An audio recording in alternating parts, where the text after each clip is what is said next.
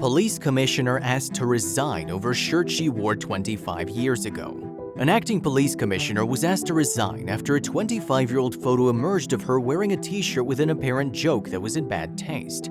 Never made that in my mind that it was a Rodney King shirt.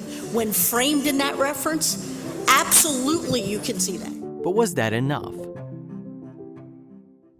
When Christine Coulter became Philadelphia's acting police commissioner, she was lauded for being Philly's first female to hold a top cop position and applauded for a distinguished career and disciplinary record. She'd find herself being asked to resign, however, over a t-shirt she wore 25 years ago that apparently joked about the Los Angeles police officer's beating of Rodney King. The t-shirt in question read, "L.A.P.D, we treat you like a king," and it's easy to see why some interpreted the t-shirt's words as a reference to the infamous beating of Rodney King at the hands of 4 Los Angeles police officers in 1991, which was videotaped by a citizen, WCAU reported. Also, if you have not done so already, please subscribe to our channel and click that notification bell to get inspired by these real-life stories every day. Now, back to the story.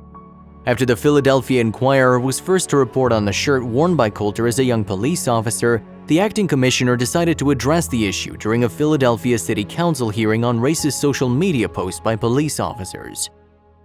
When the acting police commissioner apologized for the controversial t-shirt she wore in the 1990s, a councilwoman called for Coulter's resignation.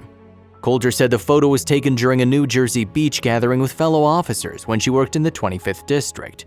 She explained that she had never even thought of it as anything other than an L.A.P.D shirt, and when she was photographed in it, she did not recognize the potential connection between the slogan and King's beating.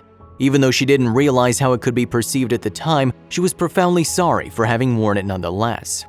Coulter, who believes the controversial photo was taken in 1994, called the decision to wear the shirt careless and said, I should have more diligently examined the language on the shirt and be more carefully before accepting and ultimately wearing that shirt. When I look at it now through a 2019 lens, it is clear that it was a bad decision on my part and I would not wear that shirt today.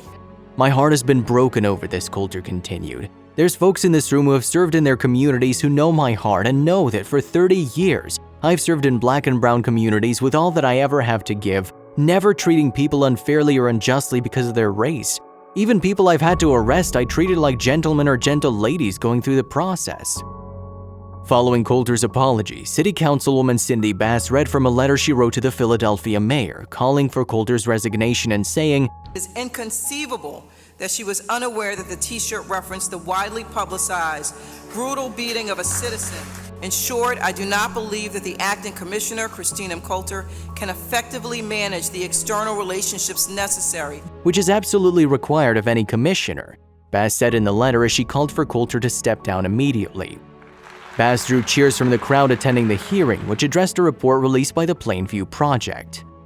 The report showed the findings of a 2-year review of more than 3,000 racist Facebook posts and comments from current and former Philly officers, as well as those from 7 other U.S. police departments. The police department has committed to acquiring the technological resources necessary to actively monitor the social media accounts of active officers.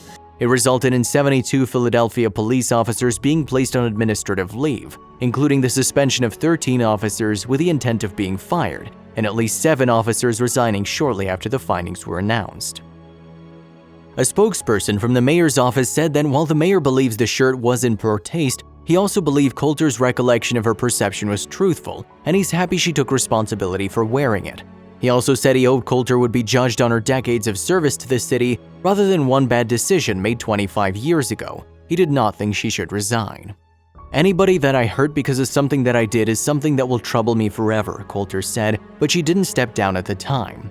Instead, Philadelphia's managing director said an all-out search was on for a permanent police commissioner with a goal of hiring one soon, which they did.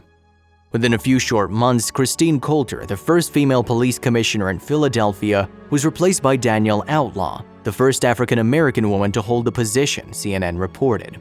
But the debacle of the t-shirt should still serve as a reminder that our past can come back to haunt us. We'll never know whether Coulter knew what her shirt needed to implicate. Regardless, she acknowledged she made a mistake and apologized for it. That, however, didn't keep her safe from condemnation. Let's all remember this when we make a potentially offensive joke, especially now in the age of social media. As Coulter learned the hard way, some things just aren't funny to other people, especially when you're in a position of authority, and it's not fun to have decades of success overshadowed by one bad decision. So choose wisely.